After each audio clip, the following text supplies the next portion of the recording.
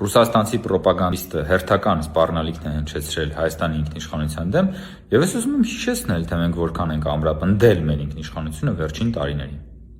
Նախորդ տարի Հայաստանն ու Ադրբեջանը Վաշինգտոնում ստորագրեցին խաղաղության հռչակագիրը եւ նախաստորագրեցին խաղաղության համաձայնագիրը, հիշում եք բոլորդ։ Շուտով կլինի արդեն 2 տարի, որ Հայաստան-Ադրբեջան սահմանին կրակոցից զինվոր չի զոհվել։ Սա մի ժամանակ երազանք էր, այսօր իրականություն։ Սա մոնումենտալ փոփոխություն է մեր կյանքում, ուղղակի մենք կենցաղային թոհուբոհի մեջ երբեմն չենք նկատում։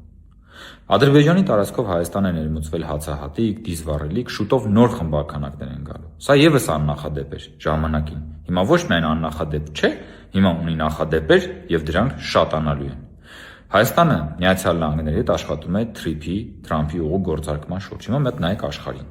Մեկ տեսեք այս փոթորիկը, որ աշխարհում տեղի է ունենում, եւ Հայաստանը, որն ամրապնդում է իր խաղաղությունը, Ադրբեջանի հետ սկսում է առևտուր, Թուրքիայի հետ մտնում է հարաբերությունների կարգավորման նոր փուլ, Թրամփի ուղու գործարկման շուրջ է աշխատում, սա ինչ է։ Սա մեր ինքնիշխանության ամրապնդման վառ օրինակներ են։ Եվ իհարկե հիմա հնչում են նորից սպառնալիքներ մեր ինքնիշխանության դեմ։ Ինչ պիտի մենք անենք։ Մենք պիտի տասնապատկենք մեր ջանքերը խաղաղության ամրապնդման, սահմանների ապաշրջափակման, ճանապարհներ կառուցելու, առևտուր անելու, հարևանների հետ խաղաղ համակեցության ուղղությամբ։ Սա է մեր ինքնիշխանության ամենակարևոր երաշխիքը եւ սա է լինելու մեր պատասխանը։ Հավանիր տեսանյութը եւ բաժանորդագրվիր նորությունները բաց չթողնելու համար։